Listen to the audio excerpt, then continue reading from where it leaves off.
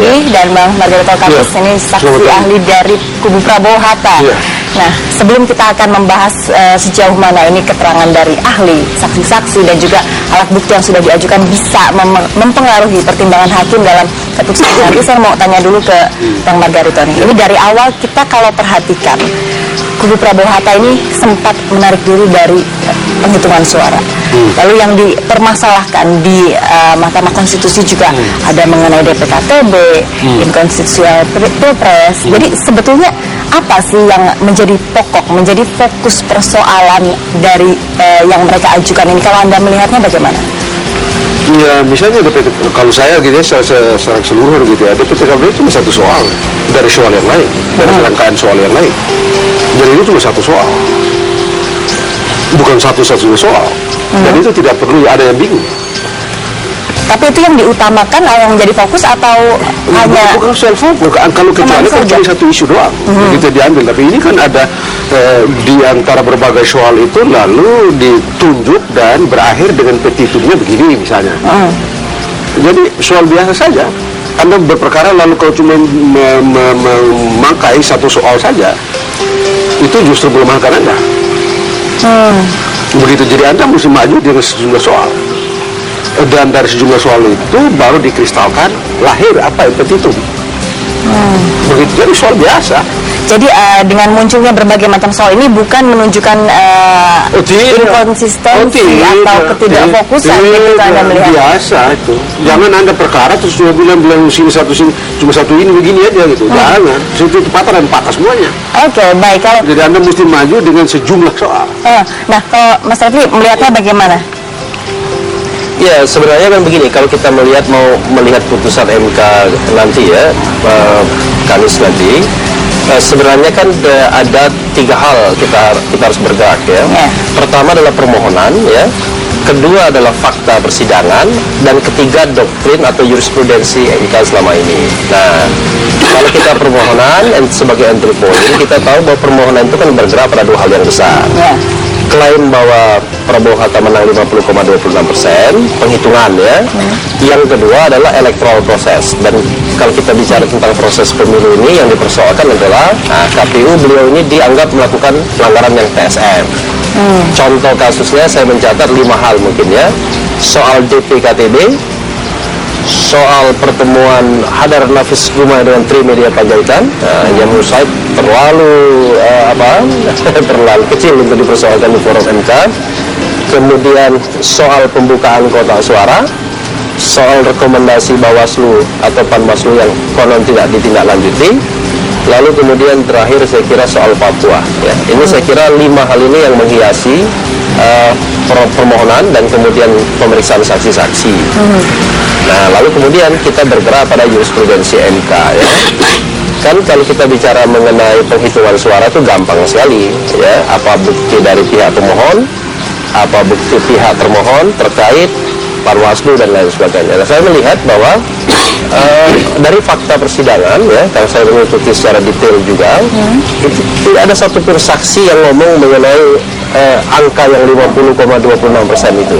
Oke, jadi dalil bahwa kubu Prabowo Hatta unggul suara 50,26, sementara Jokowi 49,74 ya. Ini itu sama sekali tidak ada didukung. Anda melihat belum ada saksi maupun bukti yang diajukan juga tidak ada, karena tidak selesai persidangannya. Dan kalau kita lihat persidangan itu tidak pernah diperdebatkan. Tidak dibuka sesi khusus untuk memperdebatkan soal itu.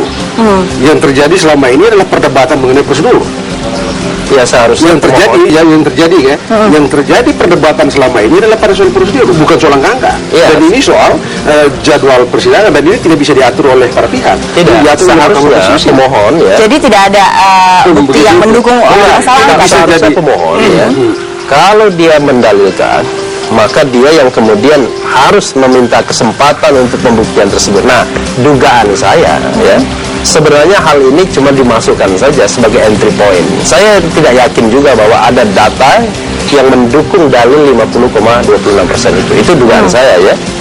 Nah, lalu kemudian yang ramai kan electoral prosesnya. Nah, kalau kita bicara electoral prosesnya, dari 100% pemeriksaan itu saya kira 75% bicara mengenai DPKTB, daftar pemilih khusus tambahan. Nah, yang kita tahu bahwa menurut Pak Margarito itu ilegal ya. Ilegal, inkonstitusional.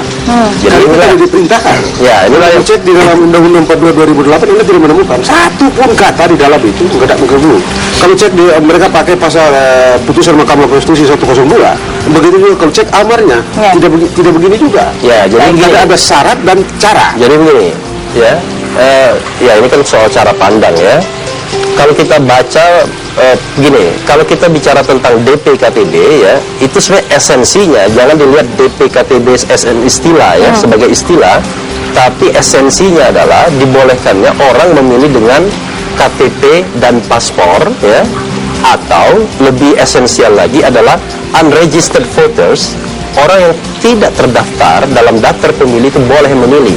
Karena dalam putusan MK sebelumnya tahun 2005 ya, tahun 2004 tentang PKI dulu dikatakan bahwa yang namanya hak untuk memilih, the right to vote dan the right to be candidate, itu adalah hak asasi manusia, hak konstitusional. Karena itu tidak boleh dia kemudian ya dibatasi atau dikurangi karena alasan teknis administratif.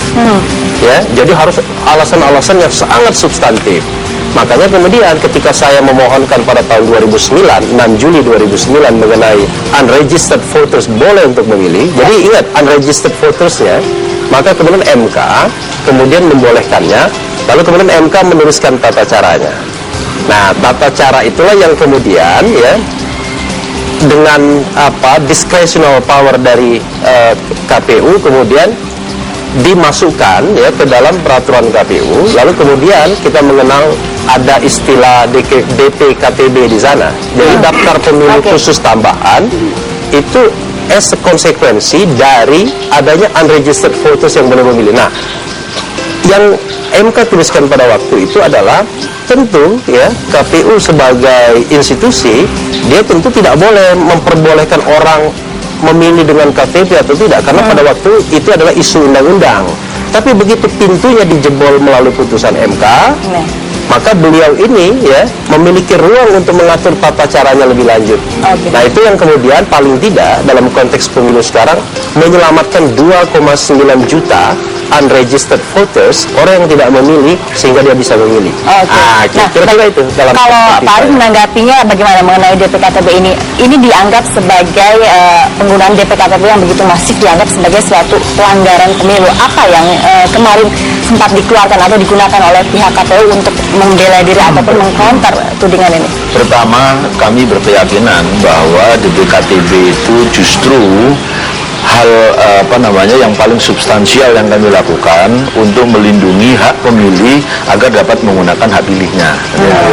Anda lihat di banyak negara pemilu itu dari 100% orang yang punya hak pilih itu pendataan mereka itu rata-rata di bawah 95%. Bahkan data yang kami lihat di Australia yang pemilunya itu wajib diikuti, itu data pemilihnya mencapai 92% dari total pemilih yang punya hak untuk memilih. Pemilih kurang dari 20 juta. Nah, KPU sendiri sebetulnya dari total pemilih yang kita data itu 98,5% itu masuk dalam DPT dan hanya 1,5% yang ada dalam DPKTB. Nah, kalau kemudian akhir-akhir ini muncul bahwa ini dianggap inkonstitusional atau bahkan lebih luar biasa lagi ini dianggap ilegal gitu ya. Menurut saya perdebatan itu harusnya ada pada bulan Desember lalu ketika kami mau membuat peraturan itu. Peraturan itu ketika kami buat tidak dengan sembunyi-sembunyi. Kami lakukan dua hal setidaknya. Satu, konsultasi publik, ada lagi dengan para ahli sebelum itu. Kemudian yang kedua, konsultasi dengan pemerintah dan DPR. Dan semua melihat bahwa ini penting untuk mendukung itu. Tapi kenapa perdebatan tentang inkonstitusional itu muncul di akhir-akhir ini saja? Mungkin hanya beberapa pekan ini saja. Dan para peserta pemilu juga apakah sempat dilibatkan pada saat itu? Ya, tapi ada perbedaan karena pada saat itu yang dimaksud dengan peserta pemilu adalah peserta pemilu legislatif, bukan peserta pemilu presiden, karena memang belum ditetapkan. Dan kami menganggap bahwa peserta pemilu legislatif itulah nanti yang punya hak untuk menjadi peserta pemilu presiden. Makanya kemudian mereka yang kita undang. Peserta pemilu legislatif tahun 2014 itulah yang kemudian kita undang. Nah, saya agak merasa galau juga ya. Perdebatan di Mahkamah Konstitusi yang sesungguhnya awalnya Mahkamah Konstitusi itu harusnya menyelesaikan persoalan-persoalan sengketa hasil pemilu. Kemudian kan otoritasnya kemudian sejak tahun 2008 kemudian muncul sengketa Pilkada Jatim yang menyebabkan keluar paham baru tentang pelanggaran yang terstruktur, sistematis dan masif. Jadi dari semula hanya soal angka, kemudian soal terstruktur, sistematis dan masif, dan sekarang muncul baru ini soal inkonstitusional itu. Jadi ini menurut saya melompat dua gitu loh. Karena satu soal angka tadi dikatakan Bang Refli nggak pernah terungkap itu. Kemudian dalil tentang terstruktur, sistematis dan masif itu juga agaknya kurang begitu kuat didalilkan, gitu kan? Maka muncullah kemudian yang ketiga soal inkonstitusionalitas itu. Saya nggak ngerti nanti soal ini apakah bisa diargumentasikan dan didalilkan cukup nanti kuat. Kita akan kembali membahas mengenai hal itu. Mengapa begitu banyak? Apakah memang sudah tidak ada celah lagi yang bisa dimasuki gitu untuk menggugat hal ini? Kita akan membahas nanti sesaat lagi, pemirsa. Jangan kemana-mana, Bincang Pagi masih akan segera kembali untuk Anda. Kita sudah dibilang.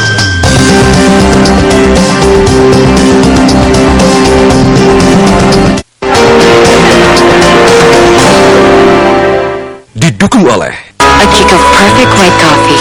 Coba deh, ini white coffee yang sebenarnya.